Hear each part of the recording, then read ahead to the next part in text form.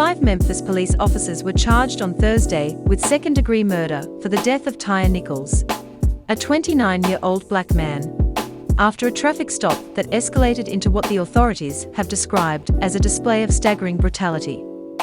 The city has been bracing for more than a week for the release of video footage that officials say depicts in agonizing detail how a stop this month for suspicion of reckless driving ended with Mr.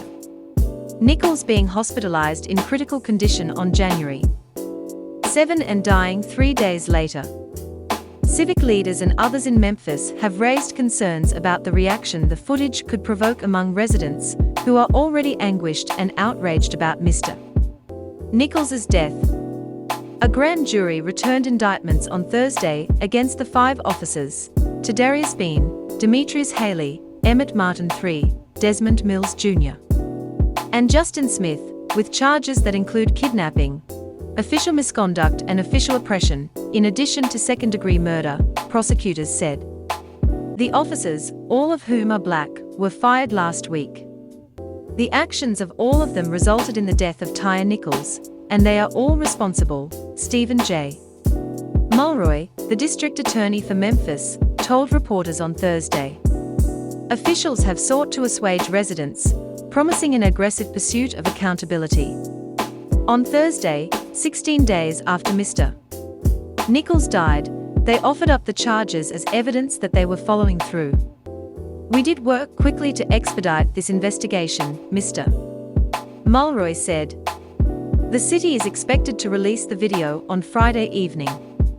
Officials said it would consist of nearly an hour of footage taken from police body cameras and stationary cameras, with limited redactions, such as blurring out faces of people who are not city employees.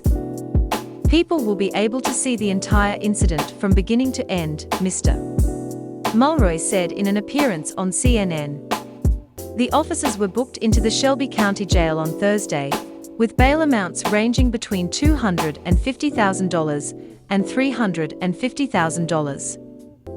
As of Friday morning, all but one had posted bail and had been released. The charges grew out of an unusually fast-moving state investigation that revealed that the officers, who were part of a specialized unit patrolling high-crime areas of the city, had used a level of force that was beyond excessive, officials said. A separate federal civil rights investigation is also underway. In a word, it's absolutely appalling, David Rausch, director of the Tennessee Bureau of Investigation, which led the investigation, said of what he witnessed in the footage. "I'm shocked, I'm sickened by what I saw and what we learned through our investigation," he added. "Let me be clear, what happened here does not reflect proper policing. This was wrong, this was criminal." In Memphis, a city of 628,000 where nearly 2/3 of residents are black, the fact that all 5 of the fired officers are black has added a complicated layer of pain. "I was waiting for their faces to be on TV," said Carrie Louise Pinson, a 73-year-old resident and longtime activist, "and when I saw all black policemen, how could you do this?" Lawyers representing the officers said on Thursday that they had not seen the video and could not comment specifically on the allegations. Still, they urged the community to avoid rushing to judgment and challenged the portrayal of the officers as vicious and violent. "No one out there that night intended for Tyre Nichols to die," said William Massey, who is representing Mr.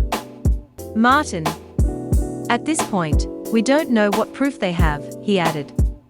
"We do not have discovery, and we've not seen the video. So we're kind of in the blind right now."